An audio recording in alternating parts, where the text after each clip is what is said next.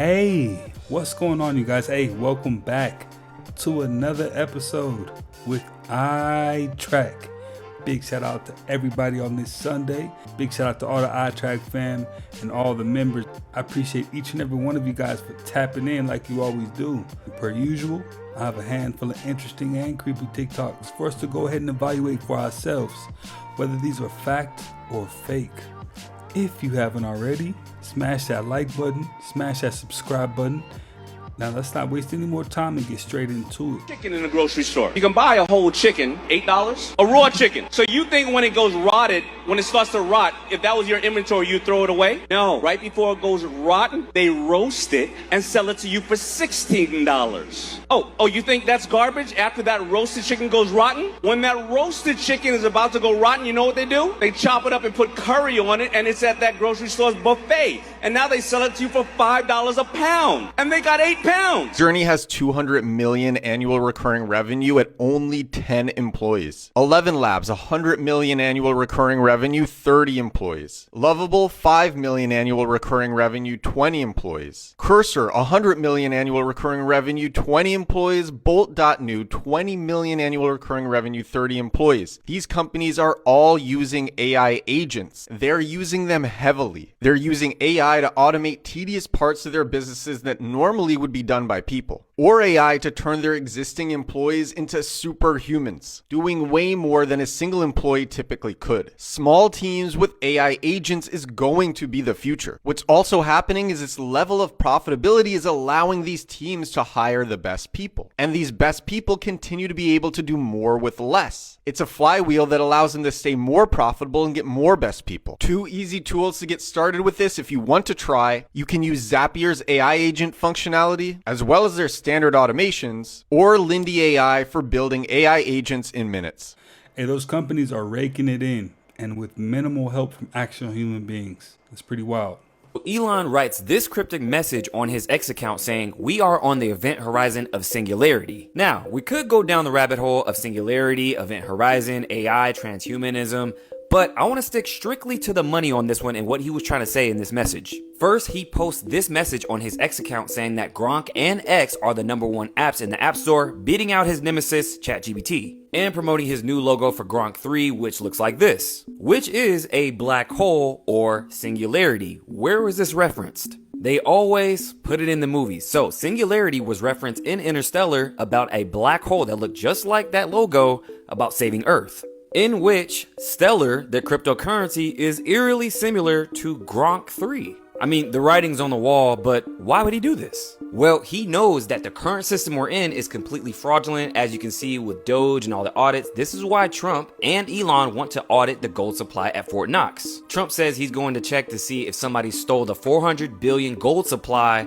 but we all know it's not there. And this is a classic case of show the problem, show the solution. And the fact that the FBI just told everybody to back up all of their data because of dangerous ransomware attacks kind of gives it away too. I mean, an old system would have to go down before a new one is implemented, right? An event horizon scenario of the financial system. I mean, why else would he repost these 2 logos, which is Gronk 3 and X, which look eerily similar to 2 logos that's going to save the financial system? XRP and Stellar XLM. But wait, hold up. Didn't Disney show us in this movie right here as well, Elemental, where the 2 main characters are named after these 2 tokens? You have Wade Ripple, XRP, and Amber Lumens, Stellar Lumens. Coincidence?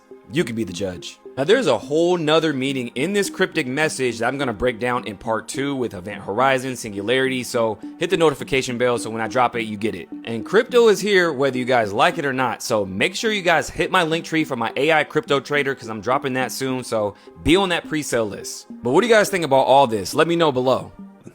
It's pretty easy to come up with those kind of assumptions, but you got to do your homework. He seemed like he might have been reaching just a little bit. But let me know what you think. Did you know how advanced the plane that carries the U.S. president is? The plane is as tall as a 6-story building and as wide as a city block. When fully fueled, it can fly halfway around the world. On board, the president has a private suite that includes a bedroom, bathroom, gym, and personal office. The kitchen can accommodate 3 staff members and is capable of preparing meals for about 100 people. Behind the president's office, there is a complete medical suite equipped with defibrillators, blood supply, and even the capability for surgery. One of the standout features of the plane is its advanced communications center. The room contains approximately 240 miles of wiring and supports 85 phones and 20 televisions. The communications room is equipped with the latest radar, tracking, and defense systems, allowing the president and staff to communicate with almost anyone around the world, even while flying at tens of thousands of feet. The entire plane is coated with armor plating to withstand the impact of a ground-based nuclear explosion,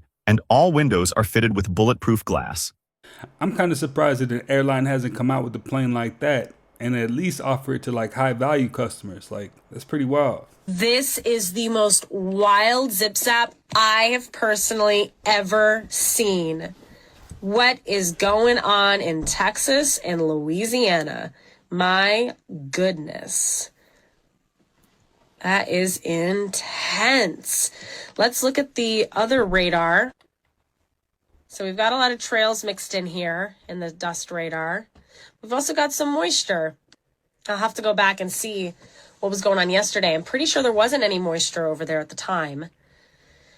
And if you didn't hear me say this before, I had someone reach out on Instagram and they said, you should go look at the towers in southern Texas. I believe they're being used to stop rainfall in our area, because every time we get any clouds that come over, they get completely dissipated. And I think it's from the towers. And I said, which towers? But you know what? I didn't even need to ask because, my gosh, it is blatantly obvious. That is intense. I should really look up the zip code and see if there was rain, but my gosh, look at that. That's so crazy. And I see a lot of systems pass over towers, and the next rad towers don't go that crazy. That's intense. For instance, check out this other region over here. We've got a lot of moisture heading this way.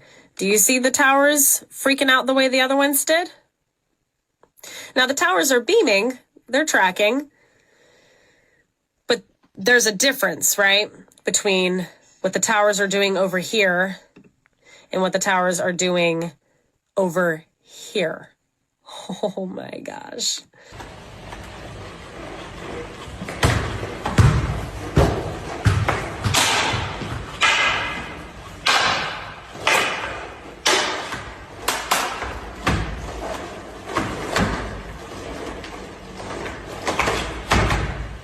No, that wasn't AI. The robots are actually getting better each and every day.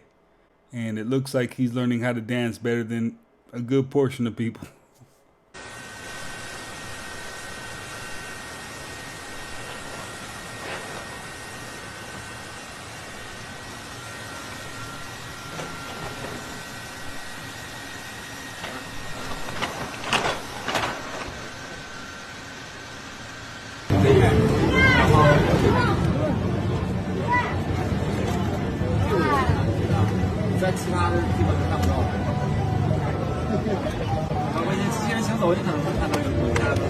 You know the Sinaloa cartel uses this to disappear from the grid? A signal jammer. Looks small, right? But don't let the size fool you. Watch this. I turn it on, and boom, no signal. No Wi-Fi, no calls, no texts, no location tracking.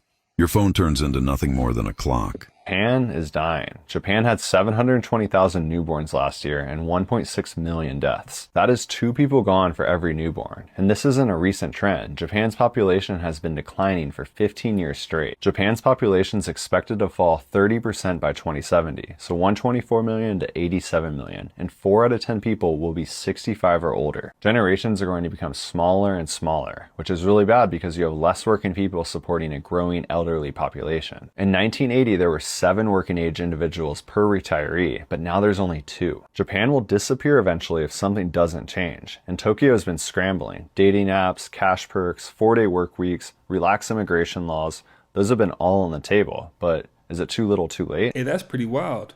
And it makes a bit more sense now why Elon wants everybody to have more kids and why he has like 10 baby mamas, right? And it makes no sense why Bill Gates is talking about we need to depopulate. It looks like it's happening all by itself in some areas of the world. It's pretty crazy. Make you sick. 200 victims. 200. So we have well over 250 actually.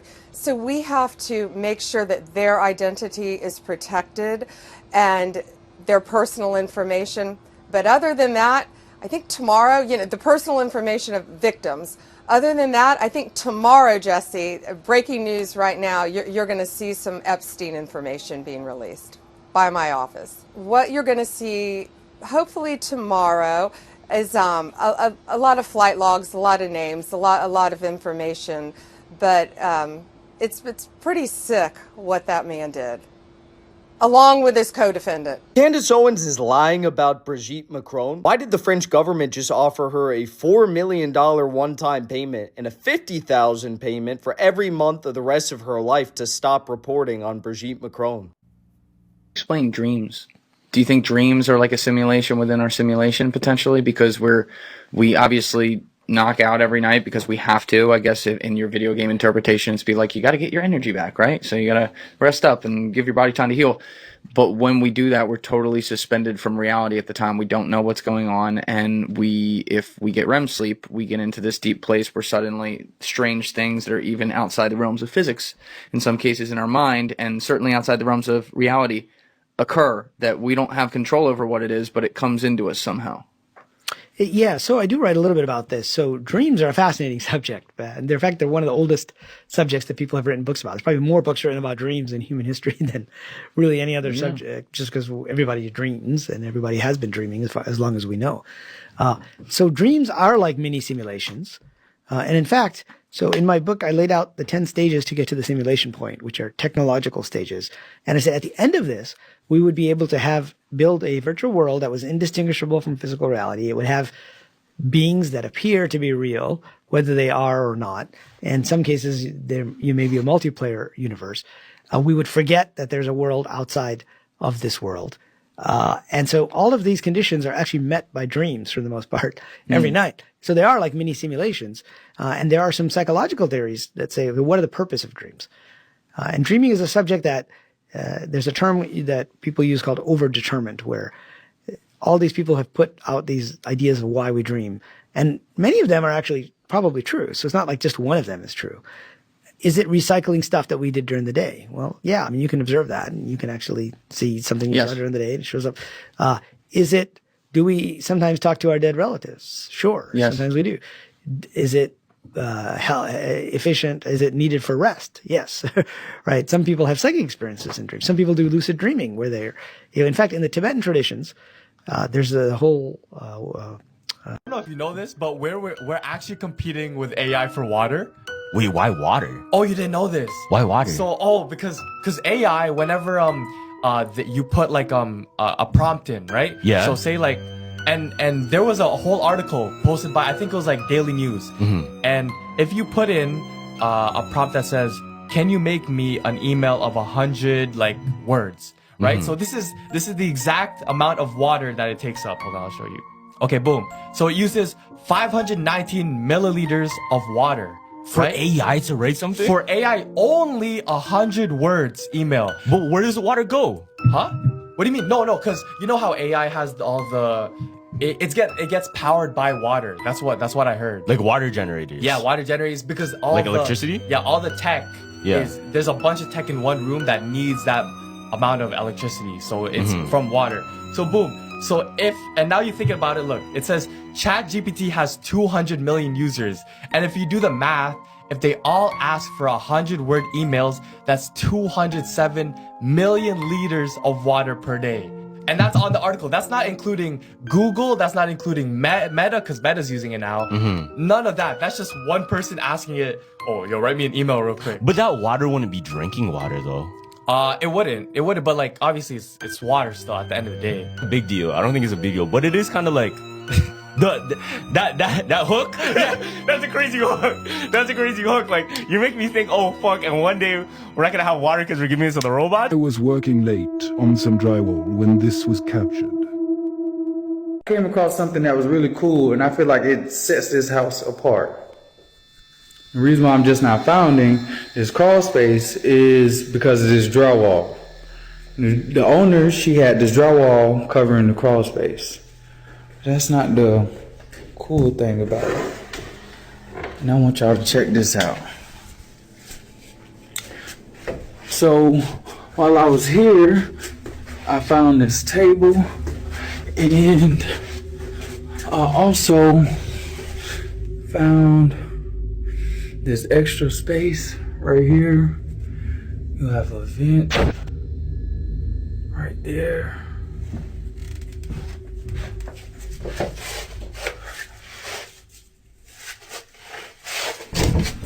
I think I just heard some footsteps.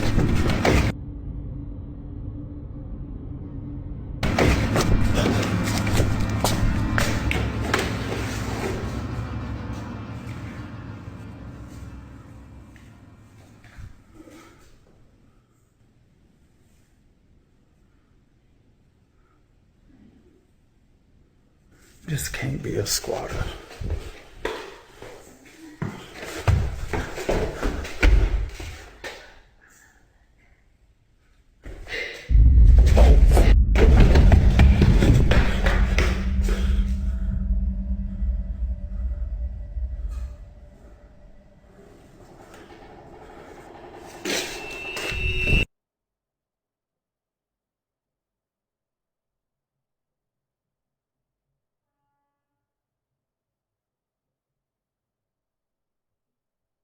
And many people know about the tram system that runs underneath the United States.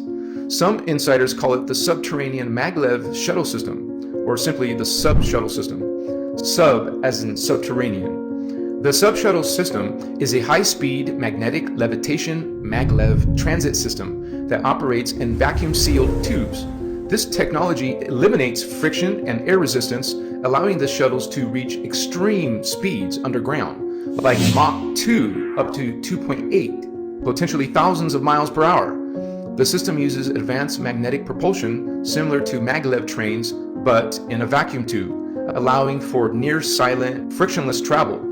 The unidirectional tram operates in a network of sealed underground tunnels that are reinforced and highly secure. These tunnels are described as reaching deep underground, an average of 1.5 to 4.5 miles deep, crisscrossing the United States and potentially connecting to international locations. The origins of the sub-shuttle system are sometimes linked to military, industrial, and corporate initiatives dating back to the 20th century, with advancements purportedly made using reverse-engineered alien technology. SSP proponents claim that construction involved nuclear-powered tunneling machines called subterranes, rhymes with submarine, capable of melting through rock and soil, creating smooth, glass-like tunnels. Some accounts attribute the creation and maintenance of the network to defense contractors and highly classified branches of the military, including the Air Force and Army Corps of Engineers. According to SSP sources, this underground maglev system connects major military bases, deep underground military bases, called DUMBs, research facilities, and potentially significant cities across the US and beyond. Some accounts suggest it connects facilities as far as the West Coast to the East Coast in under 1 hour, facilitating rapid covert transportation for personnel, materials, and advanced technology. There are also suggestions that this system extends to international destinations, with tunnels reaching other continents through a vast subterranean network. This maglev system is said to be used primarily by government personnel and military operatives and high-ranking officials to transport them quickly and covertly between secure locations. Some narratives describe it as part of the continuity of government operations, where the key personnel can move between secure underground bases quickly in case of emergencies or threats. It's also described as an efficient way to transport advanced technologies or alien materials, bypassing public infrastructure to maintain secrecy. Certain SSP proponents believe it may play a role in joint operations between humans and extraterrestrial beings, facilitating travel between above-ground facilities and deeper underground or even off-world locations. Not too many people are talking about what just took place in Chile, y'all, and what you're looking at here is basically the whole country except for 2 regions have lost power. 8 to 19 million people currently have no power in Chile. Nothing is working. Cell phones, internet service, nothing is currently working in Chile. And y'all see that dichotomy again with the cold and the chili and the snow and the ice. Y'all see this? How do 19 million people lose power? How is that possible? You can also see that the train station, right? Because the train stopped working as well, and now people are getting out and walking up the escalators because the escalators are also not working. The government has declared a state of emergency, and they have no idea where the start of this loss of power is coming from. They're speculating that it's the capital city of Santiago. So y'all remember the light flickering things that were going on earlier this year and last year? People were also stating in the comments that this was happening before the power went out as well. So whatever was happening over here is also happening in other places. It's like it's going around the world, y'all. Y'all see what I'm saying? And once again, they declared a state of emergency because they don't know what the cause of this was. Y'all see the shifts happening all over the world, y'all. Let me know what you guys think about this video. Like, follow, and share for more videos like this. Let's continue to get it. Peace in. I mean, they look pretty calm for it to be all blacked out over there like that. I can imagine if that happened in America, it'd be pandemonium, anarchy, all kinds of problems happening left and right. So, ChatGPT, I recently heard that Donald Trump was invited by the Jewish Sanhedrin to an international divine court in Israel. Is this correct? Yes, that's correct. The nascent Sanhedrin invited Donald Trump to support the creation of an international divine court based on the 7 Noahide laws. Ah, yes, the 7 Noahide laws. We find this in the Jewish Talmud, correct?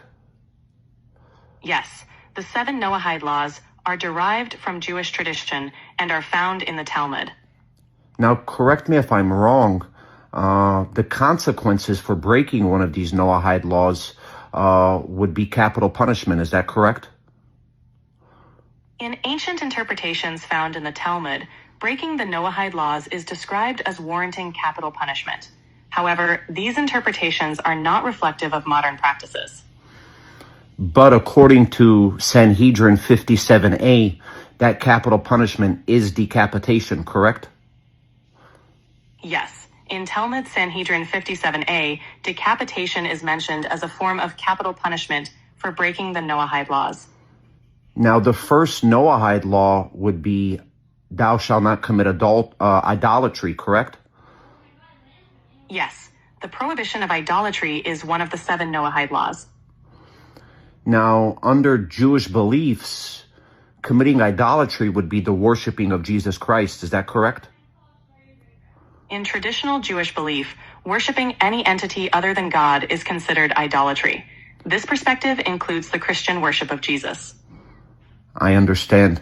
Now, if we was to compare U.S. legislation 102-14 to the 7 Noahide laws, these are practically the same thing, correct? Actually, Public Law 102 acknowledges the 7 Noahide laws as ethical principles, but doesn't establish them as law. They share some values, but they're not identical or legally enforceable in the U.S. But Donald Trump has been invited to a divine court to establish these ethical principles internationally, correct? Yes. The nascent Sanhedrin invited Donald Trump to support the creation of an international divine court based on the 7 Noahide laws. Awesome. Thanks a lot, ChatGPT. You're welcome. If you need anything else, just let me know.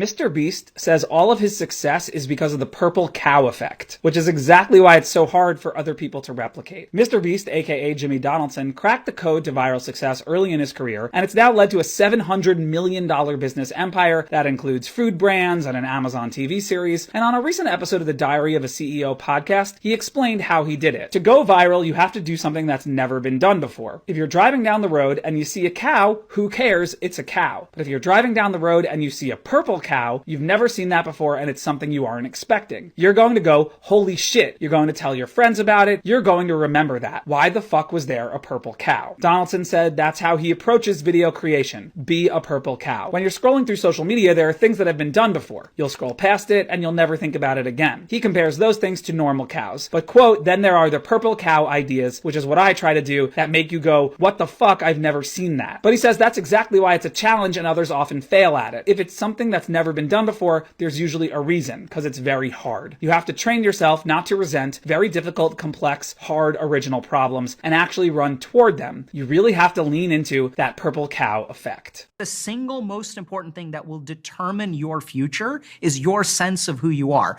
And that's not like some, spiritual, get connected with you. This is like fucking science. Right? If you believe you are a loser, the empathic circuits of other people's brains will detect that in you and they will treat you like a loser. You carry who you are with you. That's why you get into failed relationship number 1, failed relationship number 2, failed relationship number 3 until you changed. And when you change, your sense of identity changes, then your future will change. Now, these are the kind of real life gems you do not hear every day. If you didn't even understand or pick up any of them gems, run that specific clip back and go ahead and pick them gems up.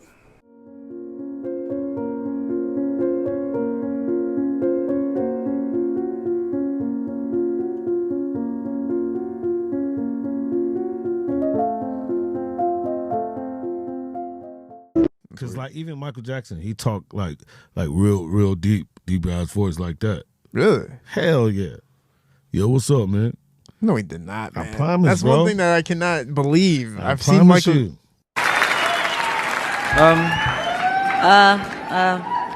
Can you hear me? Yeah. Okay. I promise. We kick it, and I go over his house, and Eddie Griffin don't tell me where he's taking me, and I look up like, what the f***? And it's Michael Jackson, bro. Hey, what's up? You from Detroit? Oh, I love Detroit. You do Nope, but I'll do something with you, Unc. Yeah, let's have some fun. I heard somebody say, come to the back. One of his helpers in his house was like, Mr. Jackson, you got a phone call. He went in the back, and we heard the deep-ass voice. What the f***? Nigga, f*** that shit. Well, I was like, what? And then he came back out and was like, yeah, so. And then I was like looking at him like, what? And then he said, doesn't matter, Carlos. It doesn't matter who you tell. They won't believe you. You know what? I actually believe that, though. But I would love to see more clips of Michael Jackson in that deep voice, man. That'd be pretty funny. While waiting in line at Tractor Supply, they noticed a man behind them who kept sneezing. Except his sneezes didn't sound normal. The narrator's neighbor whispered that something felt off about the man. Then after another violent sneeze, something terrifying happened. He sneezed again, and I turned around like this part of his face, coming from his nose across this way, turned scaly. His eye had a slit, but the slit wasn't up and down, it slit sideways. The cashier saw it too, reacting with visible shock before rushing away. The man, now aware that he had been seen, followed them outside and begged them to keep quiet, insisting that he was just trying to live here like everyone else. He came on outside. He was like, yo, fellas, please don't tell anybody about this. I'm just like y'all, man. I'm just trying to live here. I'm just trying to make a living like you. And I'm like, how would you react in that situation? Are you going to let him live, or are you going to blow up his spot? If it was me, depending on how he came at me, I might just leave it alone. Like if that's really the situation and he's just trying to live and mind his business, that's cool. But if he's on some kind of diabolical time, then we could take it a different direction. But pretty interesting scenario, to say the least. The CIA discovered that 93% of people will follow any command if you use this psychological trigger. Here's the game-changing technique elite mentalists use to make anyone do what they want: the pattern interrupt method. Your brain creates predictable response patterns to everything. When you suddenly break these patterns, you create a 1-2 second mental void where people become highly suggestible. Here's how. Mid-conversation, do something unexpected like dropping your pen or suddenly stopping mid-sentence.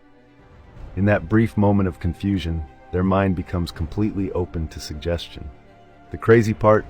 The CIA found this works better than any other persuasion technique because it bypasses the conscious mind entirely.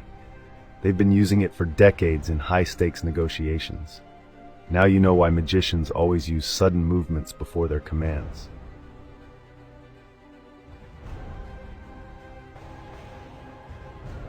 Science has no way of explaining how Teresa of Avila's corpse refused to decompose and was investigated by doctors of that day. And then again in the 19th century, was dug up again investigated by members of the medical school of the University of Salamanca, professors, still incorrupt. And now, 4 or 5 weeks ago, she's been dug up again. Poor saints. They're running whatever tests are available now that were not available in the late 19th century.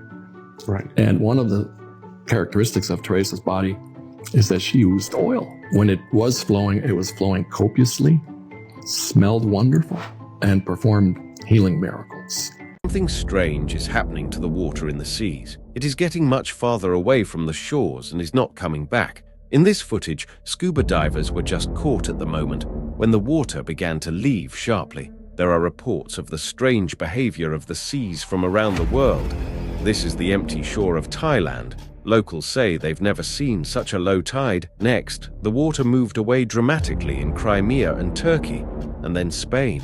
The water just moved away from the shores and it's not coming back. Even off the coast of Africa, it's the same anomaly. In addition to tides, fish began to behave strangely. They massively gather in flocks and swim somewhere, and deep water individuals living at a depth of 3 kilometers, rising to the surface. But what is the cause of this phenomenon?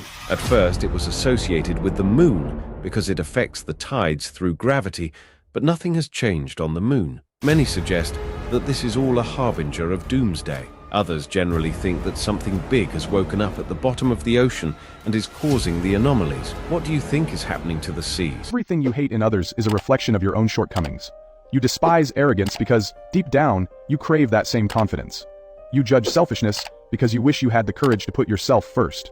You mock weakness because it reminds you of your own fears. That is called projection. This is day 12 of Decoding Human Nature. Projection is a psychological defense mechanism where, instead of admitting our flaws, we assign them to others. The weak call the world unjust. The envious call ambition greed. The unfaithful become obsessed with loyalty. Every insult, every criticism, every judgment, it's not about the other person, it's a glimpse into the speaker's soul. Listen closely to what people condemn and you will see their deepest wounds. I just learned this off TikTok, that if you magnetize forks, apparently, the prongs, if they're two of the same fork, you can, like, flick electrons off of it, and then it, like, positively charges. That's pretty cool.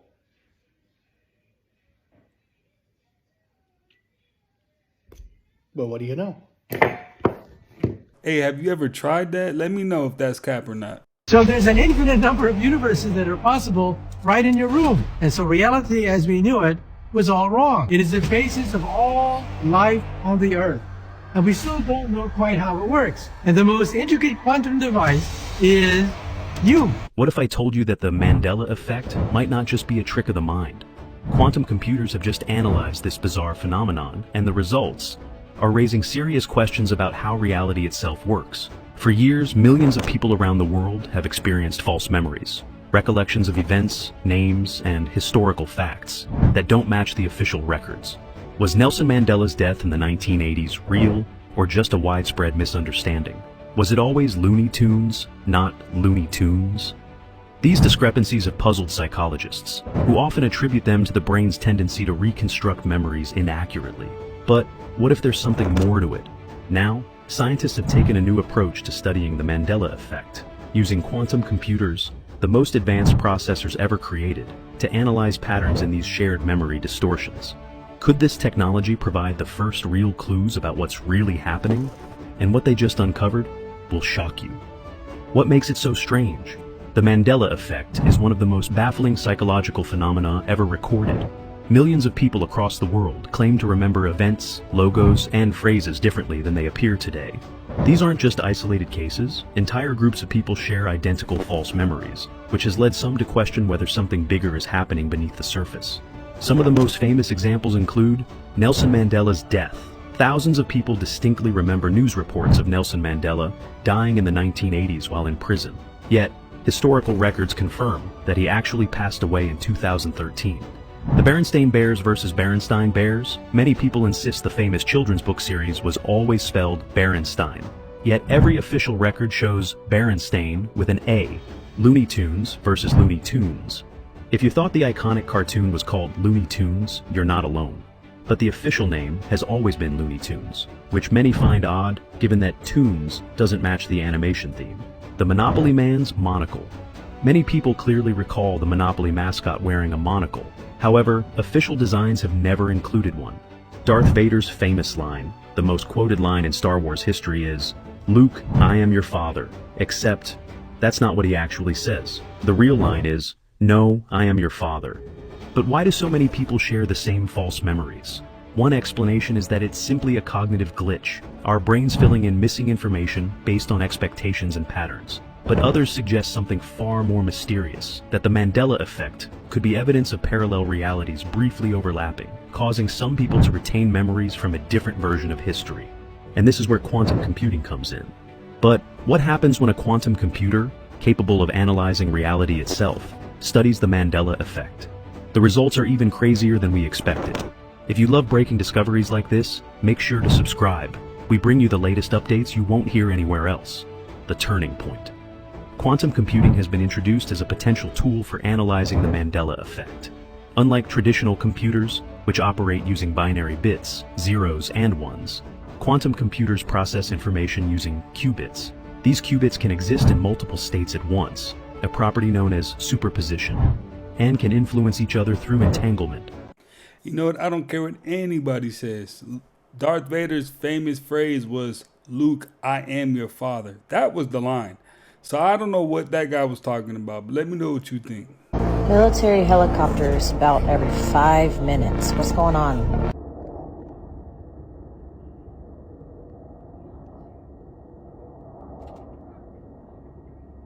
Others think that it's a fluke when a highly intelligent individual can predict outcomes because it is when it happens to them. Highly intelligent individuals tend to think in many lanes at the same time, and the lanes are probably even crisscrossing. There are so many things going on at the same time that it's sometimes very difficult for the highly intelligent individual to even explain their train of thought. Highly intelligent individuals can often see multiple scenarios and multiple outcomes for different situations and decisions. They recognize patterns, and they're usually very good at reading people, which makes it very easy to predict how other people are going to behave. They're also extremely curious, and they need the intellectual stimulation, which then makes them learn a lot of new things in various different areas of life, which then helps them with predicting outcomes. They also often have very strong intuition that they are not afraid to listen to.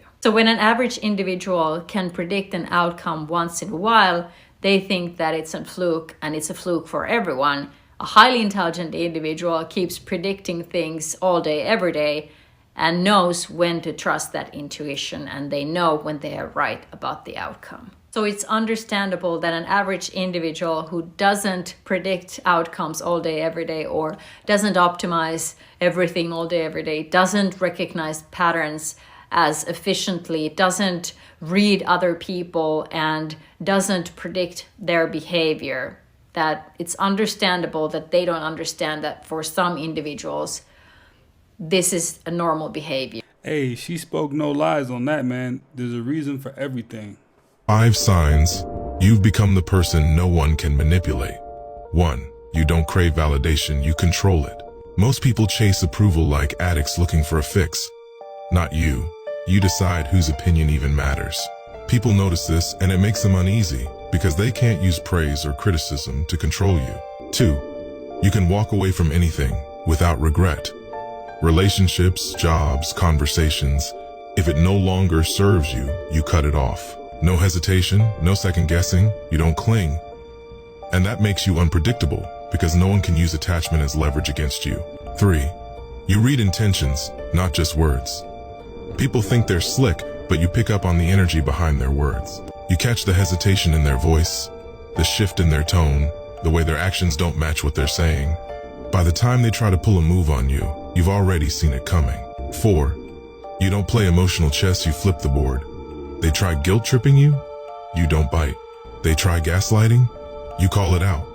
People who thrive on emotional games get frustrated around you because nothing works. You don't engage, you dismantle. A lot of archaeologists have said to me, but we don't find any plastic bottles from the Ice Age. That means there was no advanced civilization during the Ice Age. Well, hang on. Maybe an advanced civilization might have decided never to get involved in plastic in the first place. Maybe there would have been a clear choice not to make plastic. Maybe they did things in completely different ways. Maybe they cultivated powers of the human mind. We have gone down a path of leverage and mechanical advantage. We're used to relying on machines, but we hear anecdotal reports of people who have telekinetic powers, who can move things with their minds. And our automatic reaction is to just dismiss all of that because science regards consciousness as local to the brain and doesn't see how it can exert itself outside of that. Money is high-frequency energy. It flows to high-frequency individuals. At first glance, money seems tangible. Paper bills, coins, or even gold bars, but that perception is an illusion. Money is at its core an intangible, ever-flowing stream of energy. Money is inherently high-frequency energy, and just as water always flows to lower ground, money always flows toward individuals who radiate high-frequency energy. As human beings, we're constantly emitting a certain vibrational frequency through our thoughts, emotions, and actions. When we live in a state of scarcity, anxiety, or fear, we emit low-frequency vibrations. In such a state, even if we manage to earn some money, it's likely to be small amounts or hard-earned money, and it may just as easily slip away. On the other hand, when we live in abundance, positivity, and focus, when we regularly experience flow states, we become a magnet for wealth. There goes another one, nothing but gems. And you know what? People don't realize that we give value to everything. Gold, the paper dollar, everything, even Bitcoin, right? We give it the value that it has. So, you know, when you understand that, it all has to come from somewhere, man. She dropped one. She definitely dropped one. Take a look at Jay-Z. Probably of all the faces being requested, this was the guy that was requested the most. So I was forced into reading this guy's face. Interesting face. So there's 9 face shapes. He's a cross between a tree face. That's the length of his face. Tree faces, deeply rooted, but they like to grow on their own. Don't like to be trimmed back. Wouldn't want to be the guy that tries to do the hedge trimmers on this guy. Well, it's not going to bode well for him. And he's got some real narrowness to his chin, so there's a lot of fire energy. So he's very sensitive. Likes to grow on his own, and he's very, very sensitive. The next thing I want to pay attention to is the right and left sides of the face. The right side is what we show to the world, our right eye. It's our public persona. It's what we want the world to see, and it's our mother's influence. The left side is our true inner private self. So if we cover up this guy's left eye, when we look at that right eye, this guy's intense. I mean, hyper-focused, super intense individual. Can that be a blessing and a curse? Yeah, absolutely. That intensity will drive him and make him accomplish what he sets out to accomplish, but that intensity can be off-putting to those around him. Now, when we cover up I hate this part. And when we cover up that right eye and just look at that left eye, this is his true inner private self. I always go with the first thing that I notice and what comes to my mind. And this guy's kind of uncaring. He's almost hateful. And it's, God, I hate saying those things like hateful to describe another human being, but it's what I see. I'm just reading the tea leaves. Notice how unlevel his eyes are. This is a sign of a concussion, a traumatic brain injury. Did he have a physical concussion? My guess is yes. You fall off a horse, in sports, in football, get knocked out or anything like that. You can also have what's called an emotional concussion. You can have so much stress that it literally concusses your brain just like you hit your head on the concrete. So it's kind of interesting. His eyebrows, very different heights. This is a sign that there was parental stress. He probably had less than a stellar relationship with a parent or a step parent. Again, don't know his history. His eyebrows are very high set. This comes across as aloof. He's got high standards, but he chooses which standards he's going to apply to his life. I'm a little uncomfortable saying that. I'm just reading based on what his left eye tells me. Underneath his eyes, some pretty significant adrenal lines. They're the lines that come out of the corner and sweep across the face. This indicates he's been under quite a bit of stress. We all are under stress. That's never the question. It's do we adapt or do we maladapt? When these lines get like this, there's some maladaptation to stress. Obviously, the stress in his world is probably huge, but probably a lot of it's self-inflicted. The other thing, we look at the tip of his nose, very gourmand nose. This guy's a quality over quantity individual. Again, with that uncaring, hateful side that I see. Some of this quality stuff he might obtain in less than stellar ways. Might be some untoward there. Hairline, very uneven. This indicates he probably enjoyed his teen years. I guarantee his parents did not. Probably very rebellious as a teen. Health-wise, obviously, some stress issues I'd be very concerned with. He does have the beginning of a hook-shaped line here. This is a prostate marker. He does have some discoloration up in the corner of his eyes. It's called the inner canthus. This is the blood sugar. But the big thing is a traumatic brain injury. And how much that affects him, hard to tell, but it'd be something I wouldn't ignore if I were his physician. So that's Jay-Z. Didn't totally enjoy reading his face. Don't ever like to speak words that are felt as unkind, but again, just have to read the tea leaves. Hope you enjoyed. Yeah, hey, a lot of people had no clue you could read somebody's face like that. You can read body language, face shapes, all that plays into a person's personality factor one way or another. That's pretty deep. Let me know what you think. People who can't communicate tend to think every disagreement is an argument. People who lack accountability often view every piece of feedback as an attack, and people with little to no self-awareness will likely view every boundary as betrayal. Most of the time, people's behavior reflects their own struggle to face themselves. And you know what? So be it. Because that also applies to each and every one of us too. We all have a past, we all have coping mechanisms, we all deserve compassion, but at the end of the day, growth is a personal responsibility. It can't be forced, it can only be chosen. So keep choosing it. Stay focused on being a person that you're proud to be. Keep communicating, stay accountable, and honor your boundaries. The right people will be right there with you in the process. Then how about you stop telling everybody your business? Why do they need to know what you're thinking about doing here or there? Why? Because when you open your mouth to share things, you're going to get advice.